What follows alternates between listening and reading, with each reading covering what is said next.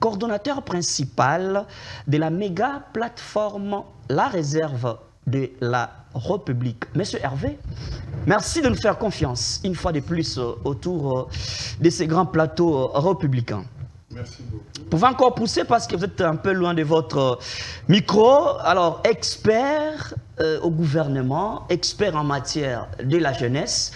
Quelle est la santé politique ou quelle est la santé que porte le jeune en République démocratique du Congo avant qu'on entre dans des questions les plus importantes?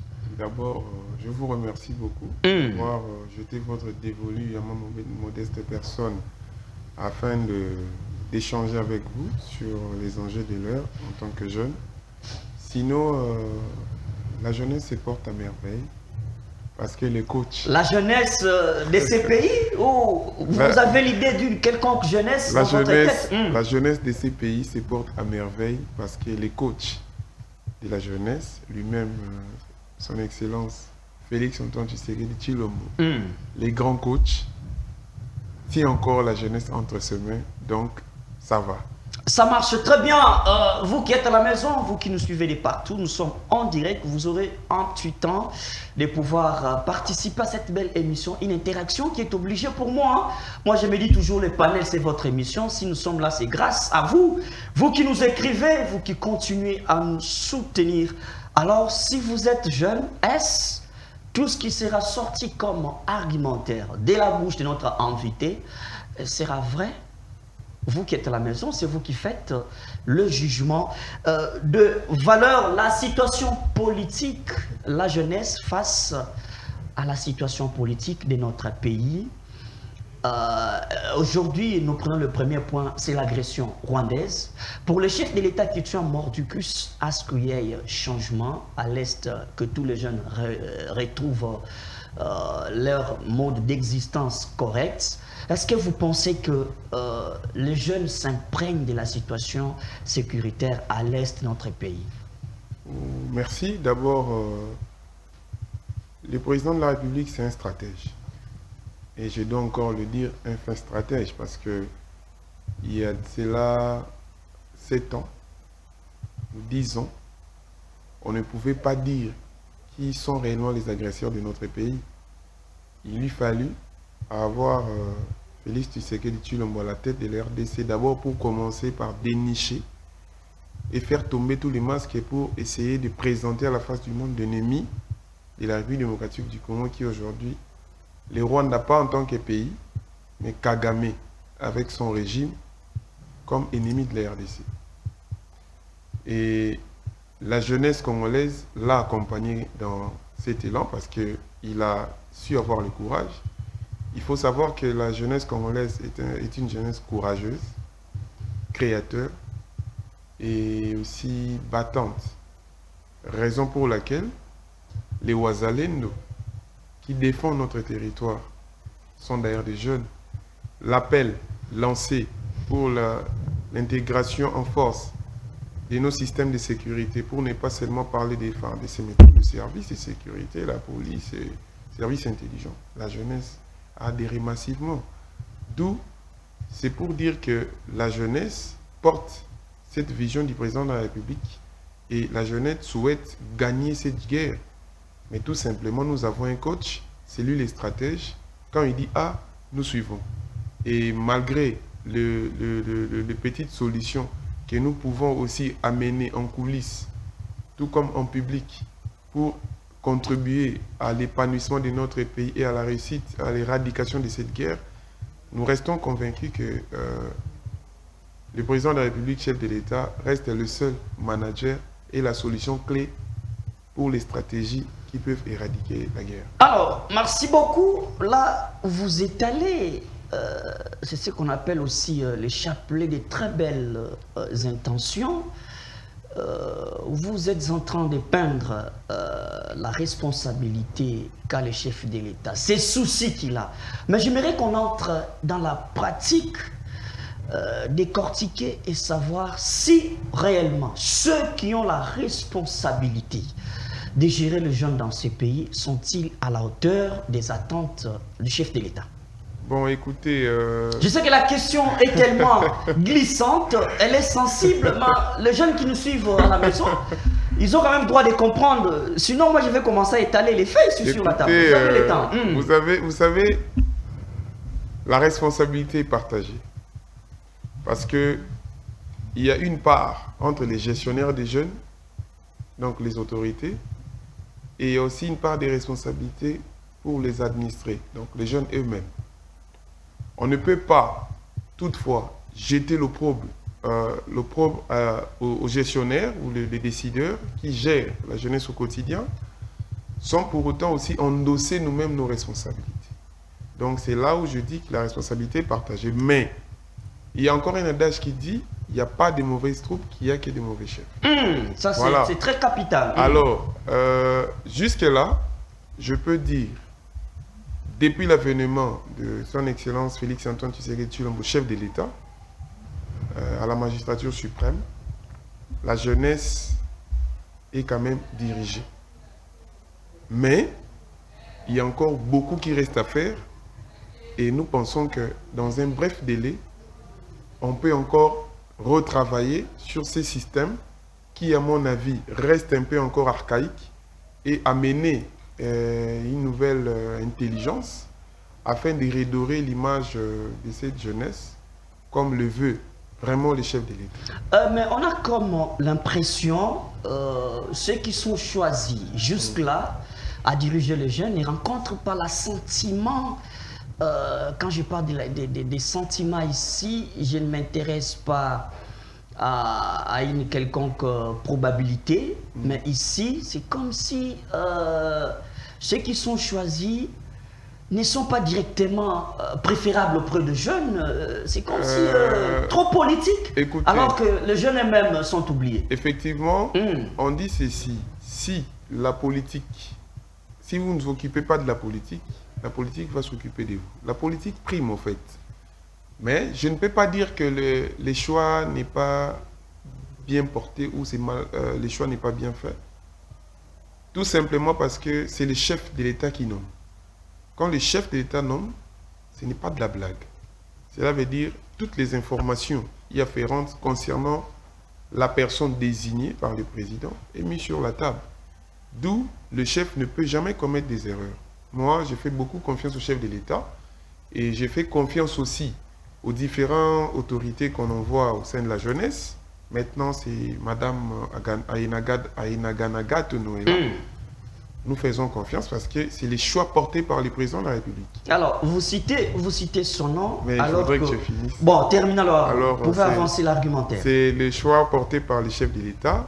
Hier, c'était le ministre Yves Bonkouzola qui, à mon humble avis, reste le meilleur ministre de la jeunesse de 2019 jusqu'à ce jour. Il y a aussi le ministre Billy Kambale qui est passé. Un jugement des valeurs très dur. Oui, le ministre Billy Kambale aussi qui est passé. Je ne dis pas qu'il a mal travaillé, mais en tout cas, jusque-là, moi je pense que le ministre Bonkoulou reste le meilleur pour ces 6 ans.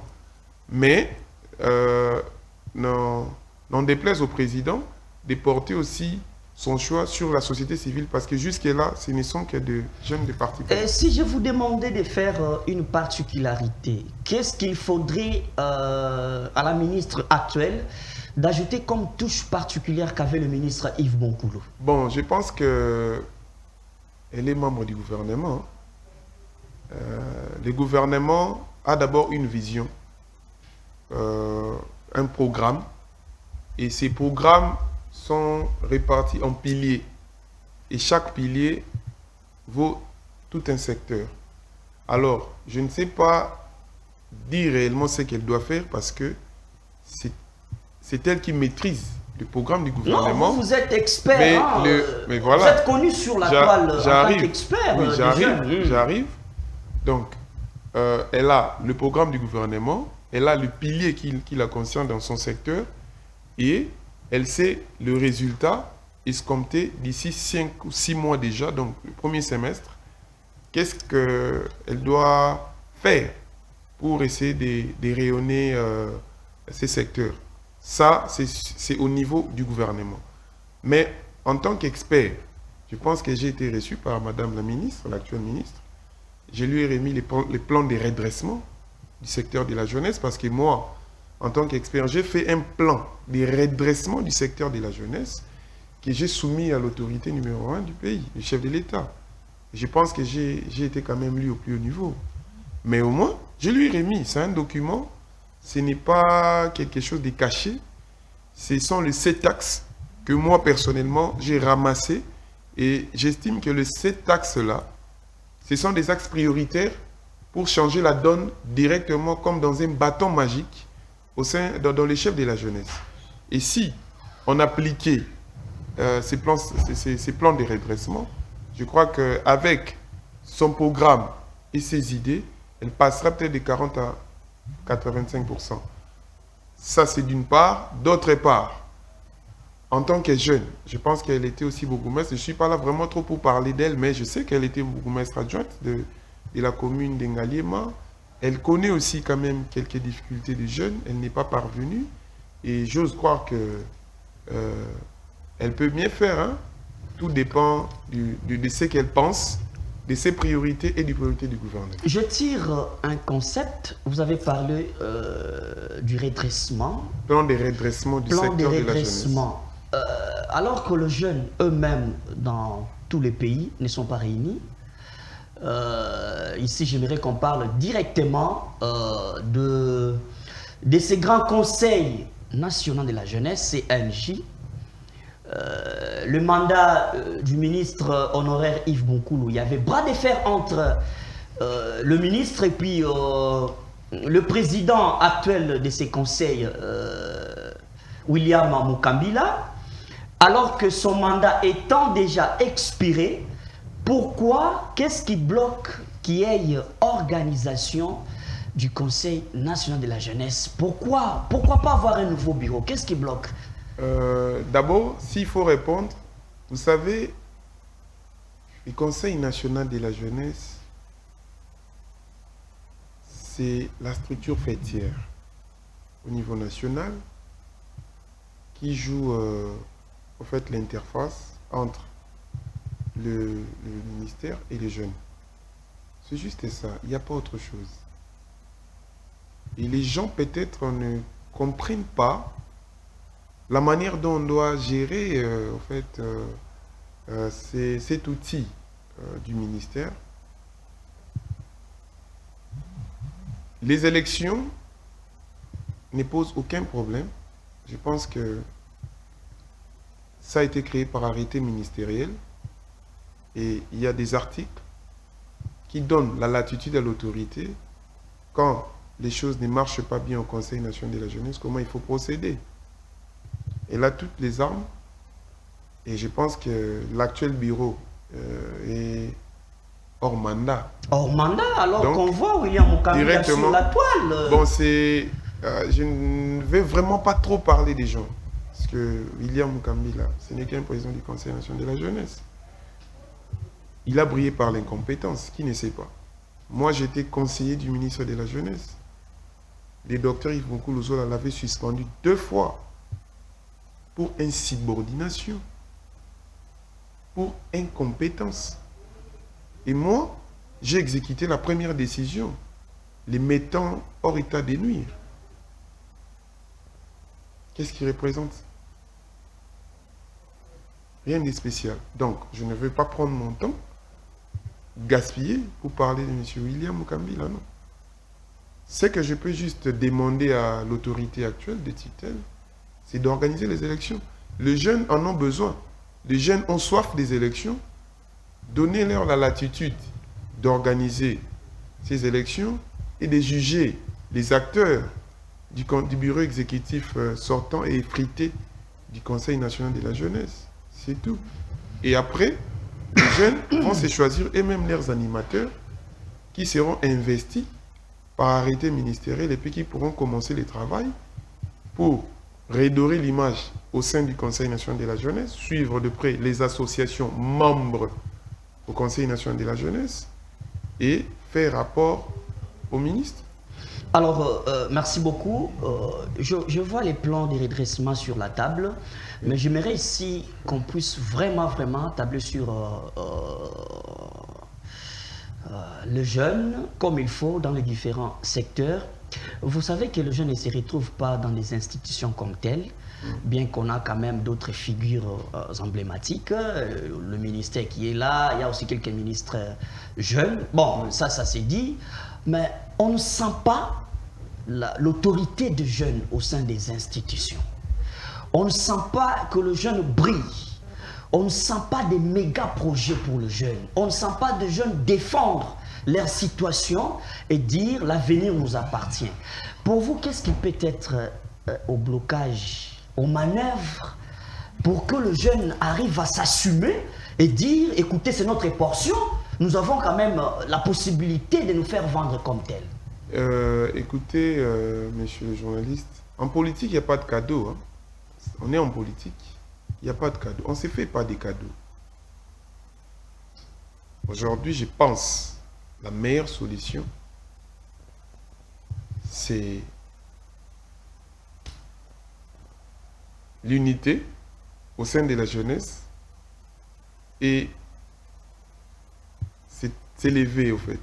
Bon, pour ne pas dire c'est soulever. Voilà, vous demandez l'unité, il faut qu'il y ait c'est ce que je dis. Des actions sur le terrain qui doivent maintenant mettre ensemble les jeunes. D'abord, la jeunesse congolaise doit être unie. Je vous dis.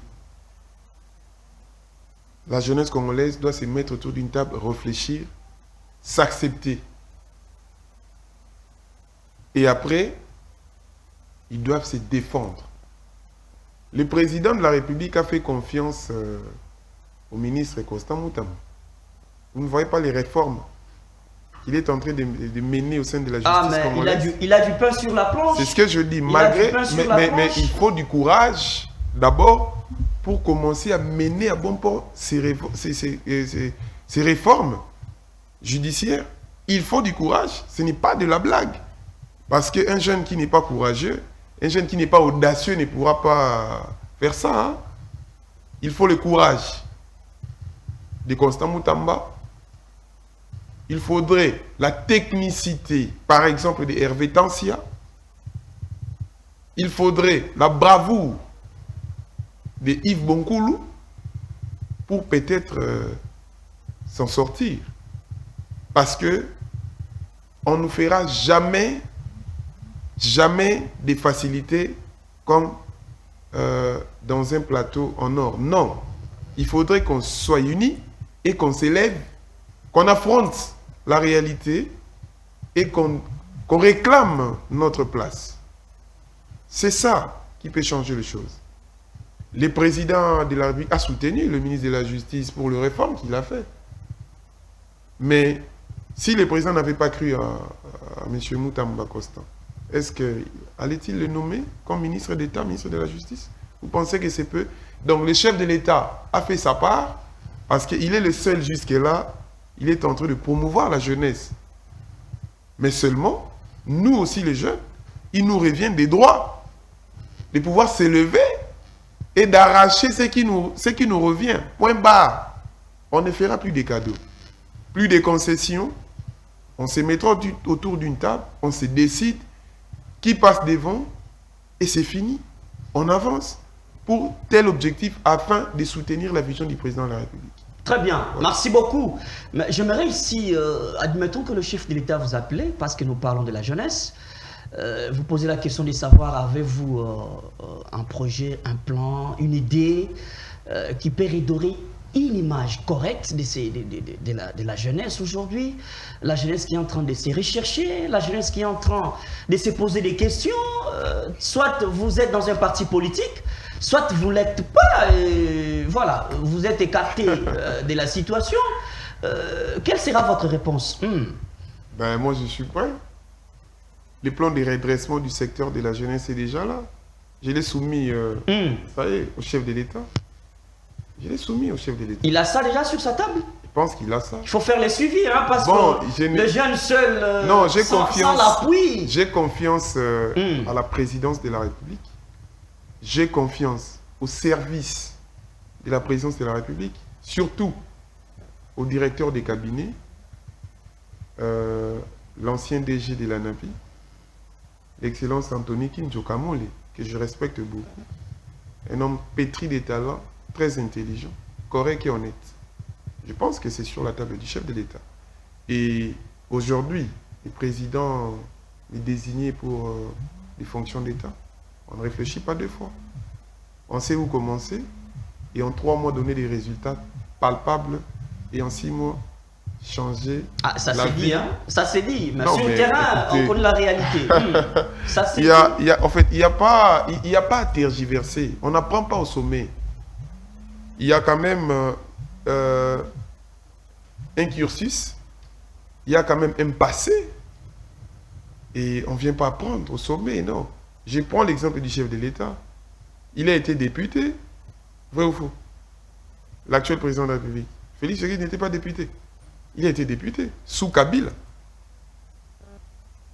Il a été élu. Il a refusé de siéger, mais il a été élu au moins député. Il a été plusieurs fois secrétaire national à l'UDPS, chargé de relations, chargé de ceci, chargé de cela. Il était dans la diplomatie. Il a travaillé aux côtés d'un grand homme, l'immortel d'ailleurs, le Sphinx, Étienne Tshisekedi Amulumba, d'heureuse mémoire. Il a été préparé. Et quand il est arrivé, est-ce qu'il a appris au sommet? Vous pensez sortir les pays du gouffre pour l'amener quand même à ces stades? Vous pensez que c'était de la blague? Pendant qu'on était infiltré jusqu'au sommet, c'est parce qu'il a été préparé. S'il a été parachuté là, on aurait déjà perdu ces pays. Aujourd'hui, le chef a besoin de s'entourer aussi de personnes qui maîtrisent les choses. Pas qui viennent apprendre au sommet. Moi, je ne viendrai pas apprendre. Je viendrai accompagner la vision du chef de l'État en bonne et due forme, tout en respectant sa vision, le prérequis de sa vision, mais aussi en apportant une nouvelle touche sur le secteur auquel, je m'excuse, il va m'envoyer. Et je suis un expert, je suis la réserve de la République. Je n'ai pas un endroit où je peux demander ou non, mais je ne viendrai pas apprendre en tout cas. Je viendrai accompagner sa vision et aussi à changer la donne par rapport au secteur qui me sera peut-être confié s'il pense qu'il peut me le donner. Très bien, je pense qu'on apprend chaque jour, c'est chaque jour quelque chose s'ajoute sur nous.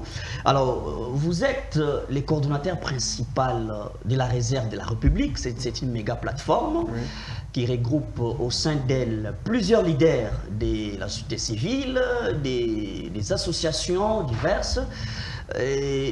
C'est une méga plateforme non seulement qui accompagne le jeune, mais qui initie les activités, qui ajoute, qui superpose d'autres choses. J'aimerais savoir, est-ce que la réserve de la République aujourd'hui peut se taper la poitrine et dire elle est capable d'accompagner aussi le jeune sur toute l'étendue de la République démocratique du Congo, parce qu'on voit que les actions ici à Kinshasa. Merci. D'abord, comme vous le dites, la réserve de la République, c'est la plateforme qu'il faut respecter. Parce qu'à sa tête, c'est un expert qui... C'est vous qui êtes là, c'est vous qui parlez. Donc, on a quand même fait ce qu'on pouvait faire. On ne peut pas tout faire, mais avec le peu de temps qu'on a été sur terrain, nous avons fait quelque chose. Nous avons lancé l'appel à l'adhésion des jeunes pour intégrer le service de sécurité, pour accompagner la vision du président de la République et dire non au Rwanda. Et nous avons travaillé avec le ministère de la Défense. À l'époque, c'était le Vapin Bemba et le vice-ministre Sami Adoubango qui, jusque-là, garde encore son portefeuille. On était là, on a tenu des campagnes et nous avons fait la sensibilisation contre la délinquance juvénile et la dépravation des mœurs à travers la République. C'est quand même un phénomène qui dérange en fait la vision du président. Et ce sont les jeunes eux-mêmes qui sont porteurs de ces malheurs. Dans les Koulouna, dans les enlèvements, il n'y a que des jeunes. Et on a sensibilisé, et on était à l'immeuble du gouvernement, au Salon Bleu, avec l'ancien vice-ministre de la Justice, pour aussi faire campagne sur la peine de mort. on avait le ministère de l'Intérieur, on avait le ministère de la Jeunesse, le docteur Yves Nkoula qui nous a accompagnés. On était sur terrain et voilà, donc il y a quand même pas mal des actions menées sur terrain avec les moyens des bords et nous estimons qu'on peut encore faire plus. Mais cela ne suffit pas. On se donne des coups de main avec d'autres structures aussi, parce que nous ne sommes pas l'unique grande plateforme au pays, il y en a aussi d'autres. On s'associe ensemble pour relever le défi. Donc, ce que moi je peux dire, c'est qu'aujourd'hui, la réserve est très fière d'accompagner le président de la République. D'ailleurs, nous avons fait campagne pour lui. Nous avons célébré aussi sa victoire à Hilton. Oui, je me rappelle encore à Hilton Hotel. Donc, voilà. Et nous faisons partie quand même de la construction du pouvoir du président pour ces nouveaux mandats, même à 2%. La réserve travaille en collaboration avec le ministère de la Jeunesse ou elle est indépendante en tant que plateforme? En tout cas, nous sommes indépendantes en tant que plateforme, mais notre tutelle, c'est le ministère de la Jeunesse, parce que la réserve de la République est sous tutelle du ministère de la Jeunesse. Mais nous sommes indépendants. Et par rapport à nos objectifs, et nous ne sommes pas seulement obligés de travailler avec le ministère de la Jeunesse, parce que la jeunesse, au fait, elle est transversale. Mais en tant que jeunes, nous nous référons toujours à l'autorité des tutelles, à la hiérarchie du ministère. Alors, je me rappelle ici, il y avait une activité organisée par le ministère de la Jeunesse, oui, où on avait invité plusieurs leaders des différents pays. Une activité qui a été reportée et puis rattrapée, mais une activité qui n'a pas été debout, qui n'a pas tenu tête. On s'est posé beaucoup de questions, beaucoup se sont posé des questions en disant mais pourquoi il y a un manque d'unité au sein de ces différentes plateformes? Pourquoi il y a un manque d'unité? Qu'est-ce qui avait connu l'échec? Qu'est-ce qui avait causé vraiment l'échec à ce que l'activité ne tienne pas lieu alors que tous les jeunes s'attendaient à s'exprimer, à dire, à faire entendre la voix pour le reste du monde? Bon, merci d'abord pour cette question. D'abord, ce que je peux dire, la réserve n'a pas participé à cette activité. Moi, j'avais instruit le service et j'ai dit, vous ne participez pas parce que en amont, on a senti l'impréparation. N'oubliez pas que j'ai été conseiller du ministre de la Jeunesse et pas n'importe lequel, pas le moindre. J'ai géré les portefeuilles de la jeunesse, je connais quand même beaucoup. Alors, j'ai organisé des grandes activités au ministère de la Jeunesse auxquelles le Premier ministre récemment a participé, à l'ISAU, à l'Académie de Beaux-Arts, à l'Académie des Beaux-Arts, disons. J'ai coordonné 2 fois la foire de la jeunesse, des grandes activités, alors, je vous dis. Et quand une activité n'est pas bien préparée, on sait sentir ça quand on est vraiment rodé. Déjà, à ce titre, j'avais demandé aux différents cordons de la réserve de ne pas y participer parce que j'ai senti l'impréparation. Ça, c'est de 1. De 2, s'il faut vraiment juger. D'abord, je commence par ce qui s'est passé à Hilton. Je félicite Madame la ministre de la Jeunesse pour cette table ronde. C'est une très belle réflexion. Réunir les jeunes de province tout pour réfléchir sur les questions de l'heure, c'est très bien. Mais seulement, j'ai fustigé un peu ça parce que les temps étaient impartis. On ne peut pas réfléchir sur les questions de la jeunesse autour du temps pendant 2-3 heures du temps, non. Parce que Hilton Hotel ne vous accorde pas 24 heures. Mais je pense qu'on pouvait prendre 4-5 jours pour réfléchir. Ils n'ont pas voulu vous associer dans cette organisation? Bon, comment? Parce que d'abord, moi, la réserve de la République ne s'est pas prononcée pour être associée. Non, on ne sait pas comment est-ce que les choses se sont passées. Moi, j'ai donné un avis. Hein. J'ai senti en fait l'impréparation et j'ai instruit directement la réserve de la République de ne pas y participer parce que j'ai senti l'impréparation. Ça, je dois vous dire la vérité. On ne peut pas se voiler la face. Il faut dire parce qu'il s'agit des questions de la République, des intérêts du pays. On ne blague pas avec ça. Alors, moi, je ne mets pas mon nez là où il y a de l'impréparation, il y a de l'amalgame, non. Mais j'ai félicité l'initiative de Madame la ministre pour la table ronde. Ça, c'était une initiative impeccable et je loue cette initiative. Mais seulement, je fustigeais le temps parce qu'il n'y avait pas assez de temps. Il fallait plutôt donner encore plus de jours On ne vient pas dans une activité où la Première ministre vient seulement et lance et puis elle part. Non, il faut qu'il y ait quand même des retombées. Les contenus, les fonds. Hein. Je ne suis pas sur la forme, en fait. La forme, on vient, bon, madame la ministre est là, les gens parlent, on expose et puis c'est bon. Mais après, les résolutions, qu'est-ce qu'il y a après? Qu'est-ce qui vient après?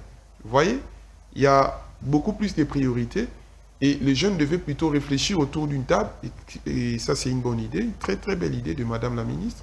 Mais pendant 2-3 jours, pour savoir sortir quelque chose ou une feuille de route qu'on pouvait exécuter pendant 3 mois, qui pouvait porter des fruits par rapport aux réflexions données. Ça, c'est de 1.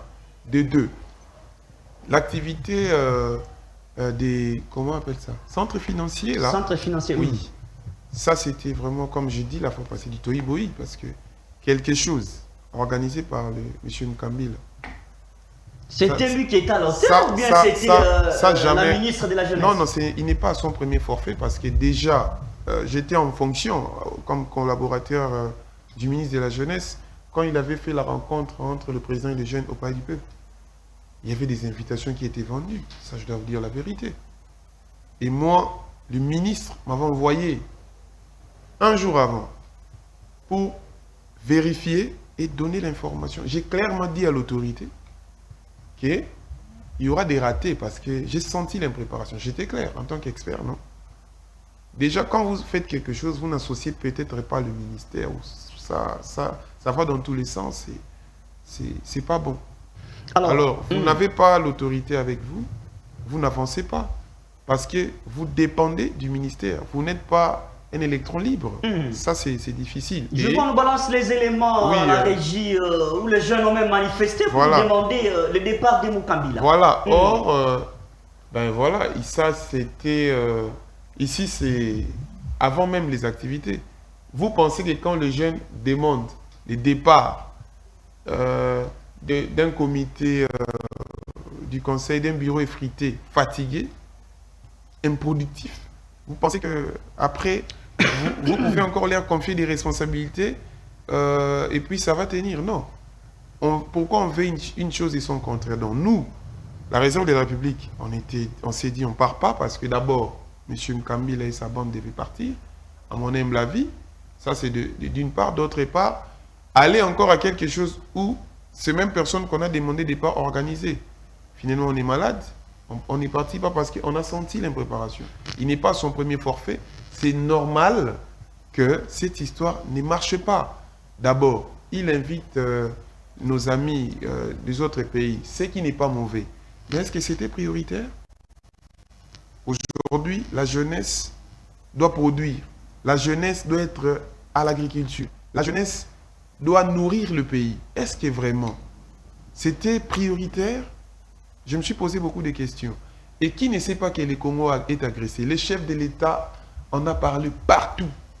Le monde entier aujourd'hui sait que le Rwanda, par le biais de Kagame, agresse la République démocratique du Congo tout simplement pour voler nos richesses.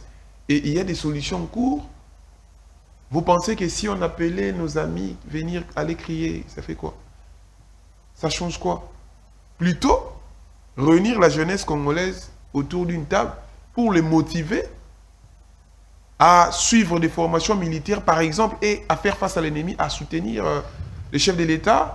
Et pourquoi ne pas demander aux jeunes Congolais en tant qu'élus, donc président du Conseil, je parle de lui, le président du Conseil sortant, bien avec un mandat déjà expiré, de réunir la jeunesse autour du ministre, autour du président, pour solliciter des tracteurs. Président, donnez-nous les tracteurs. Aujourd'hui, on ne fait pas beaucoup de débats avec vous. Allez dans des provinces Pesabiso tracteur, Pesabiso 2000 tracteurs. Toi, on a posé ça, il y a un tracteur. Papa, tu sais qui dit Pesabiso tracteur. Pesabiso moi moyen, même dans la tente. Tout là, na ministre de la jeunesse, tout côté na la brigade agricole, tout le na ta tomate. Est-ce que ça possible était jeunesse à Congo vraiment aujourd'hui d'entrer dans l'agriculture, de faire quand même la tomate, ne serait-ce que la tomate. Préférez-ce que par les aubergines et la transformer. Vous voyez la zone économique? Avec le ministre de l'Industrie, je n'ai pas lu. Ça a commencé comme... Aujourd'hui, il y a Pepsi, il y a Mirinda, il y a l'usine des clous, mais c'était comme de l'aventure. Est-ce que la jeunesse ne peut pas être capable de porter les programmes agricoles sur sa poitrine et battre les torses que dans 3 mois, on doit nourrir la République, ne serait-ce qu'avec la tomate. Nourrir l'Afrique, ne serait-ce qu'avec la tomate. On a beaucoup de terres arables et c'est nous qui gardons ça au ministère de la Jeunesse. Merci, merci, merci. Je rappelle à ceux qui nous suivent, c'est l'expert en matière de la jeunesse, Hervé Tansia, qui est le cordon principal de la méga plateforme qui réunit au sein d'elle le différent chef ou directeur, moi je les appelle comme ça, coordonnateur des associations de la société civile. Avec lui, nous décortiquons la problématique de la jeunesse en République démocratique du Congo. Alors, qu'est-ce qu'on peut dire? Parce que nous finissons déjà cette émission. Au sein de la jeunesse congolaise, il y a l'urgence ou il y a des petits soucis qu'il faut juste améliorer? Non, il y a une urgence. On finit l'émission parce que vous avez une question sur... il y a vraiment une urgence. Il faut un coup de fouet. Il faut un coup de fouet. Il y a une urgence. Il y a une urgence. Il y a une urgence. Moi, je souhaite, je lance un message au chef de l'État. Je suis clair. Gouvernement soumis à 2. Pensez aux jeunes. Ah, vous le dites clairement. C'est tout le monde qui crie aujourd'hui au gouvernement soumis à 2. Non, mais il faudrait... Alors qu'il y a une équipe qui travaille. On ne dit pas que l'équipe ne travaille pas. L'équipe travaille très bien. En tout cas, malgré les vicissitudes et les péripéties, ils s'en sortent. Et moi, je félicite d'ailleurs la rigueur de Madame le Premier ministre, Madame Judith Souminois, parce que c'est une femme de rigueur. Et avec la rigueur avec laquelle elle conduit le gouvernement, en tout cas 10 sur 10, on sent quand même des avancées dans beaucoup de secteurs, bouger les lignes. Mais... À part la jeunesse. Non, je n'ai pas dit, même dans la jeunesse. Même dans la jeunesse. Madame la ministre fait bien son travail. Je n'ai pas dit qu'elle ne fait pas son travail. Elle fait bien son travail. Mais parce que vous parlez moi, je dis, il faut un coup de fouet dans ces ministères parce que l'urgence s'impose. Gouvernement soumis à 2, le chef de l'État doit penser aux jeunes de la société civile. Et moi, je me dis, si j'ai ces portefeuilles, en tout cas, les choses vont changer. Hein. La rigueur avec laquelle nous allons mener le ministère, le travail qu'on fera, et je vous promets que vous allez sentir un changement. Et ces ministères verront en tout cas une autre forme de gestion, de relève, mais aussi d'apport au sein de la République. Mot de la fin à tous les membres de la réserve de la République que je salue en passant. Un mot de la fin, mot de l'unité, de bravoure, ténacité, de bienveillance et de vision pour ces pays parce que le jeune se recherche jusque-là. Vous avez le temps. En tout cas, 1 minute et puis on finit l'émission. Merci. J'encourage d'abord tous les jeunes de la République. Je leur demande de rester calmes et de compter sur eux-mêmes. Parce que pour réussir, ça ne sera pas facile. Là, vous regardez votre caméra. Voilà. Mais ça sera dans l'unité et dans la confiance, mais aussi dans le courage et la bravoure pour atteindre les objectifs. La réserve de la République sera toujours là pour les accompagner, accompagner la vision du président de la République, la vision du gouvernement, et d'attendre les gouvernements soumis à 2, parce que le ministère de la Jeunesse, ses portefeuilles, reviendra aux jeunes de la société civile, et nous allons tout faire, nous allons battre pour que les chefs de l'État désignent des experts et des personnes qui peuvent changer la donne pour l'intérêt supérieur de la nation, pour l'intérêt supérieur de la jeunesse congolaise. Et je profite de l'occasion pour lancer aussi un message aux jeunes de la diaspora qui ont des projets, de ne pas désespérer. Le président de la République nous fait confiance, de revenir au pays.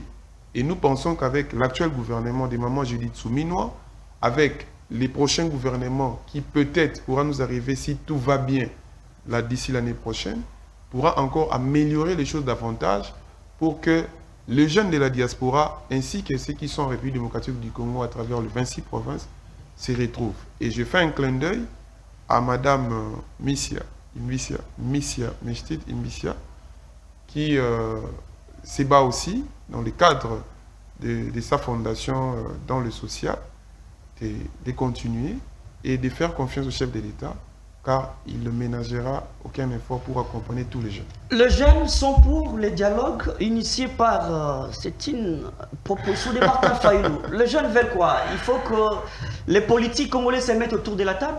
Bon, les jeunes restent derrière la vision du chef de l'État. Les jeunes de la République ne sont pas derrière qui que ce soit. Si le chef de l'État demande aux jeunes de soutenir les dialogues, alors les jeunes iront en masse pour soutenir les dialogues. Si le chef de l'État demande aux jeunes... en blanc ou en noir, pour le jeune... le président de la République, les chefs et les coachs. La touche particulière, en tout cas, la proposition des jeunes, c'est que nous attendons le verdict et le mot d'ordre de notre coach qui est Félix Antoine Tshisekedi Tshilombo, chef de l'État. S'il nous dit d'aller à gauche, en tant que coach, en tant que mentor de la jeunesse congolaise, les jeunes vont le suivre avec des propositions de ces décisions. S'il demande aux jeunes d'aller à droite, les jeunes vont le suivre avec des propositions par rapport à la décision. Donc voilà. Merci beaucoup. C'était la Hervé Tancia Ndouantumba, comme tout le monde l'appelle. Il est le collaborateur au gouvernement, expert en matière de la jeunesse et coordonnateur principal de la méga plateforme La Réserve de la République. Nous disons un grand merci à vous tous qui nous avez suivis. Merci à l'équipe technique d'Eto Sungala Télévision. Merci à tous les coordonnateurs de la Réserve de la République. Entre autres, les CPA, Clément Loukoro qui nous a suivis en nous écrivant. Merci à tout le monde. S'il faut citer les noms, la liste est tellement longue.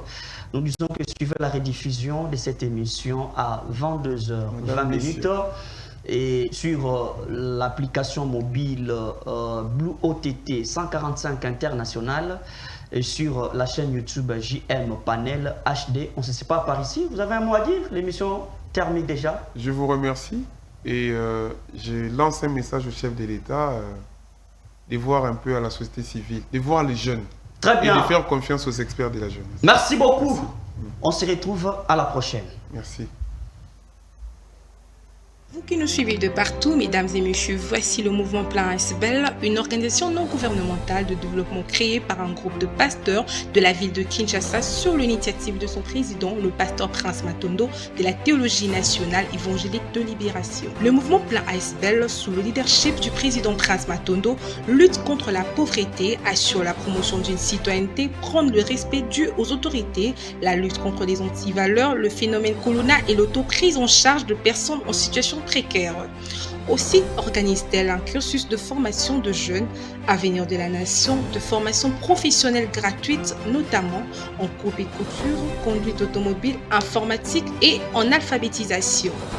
Le mouvement Plein, qui se veut une association de masse, est aussi un cadre qui réunit les hommes de Dieu en vue de réfléchir sur leur sort afin de vaincre l'instabilité sociale auquel ils font face par la création de micros et petites entreprises. Personnes de bonne volonté, contactez-nous au +243 89 78 49 003.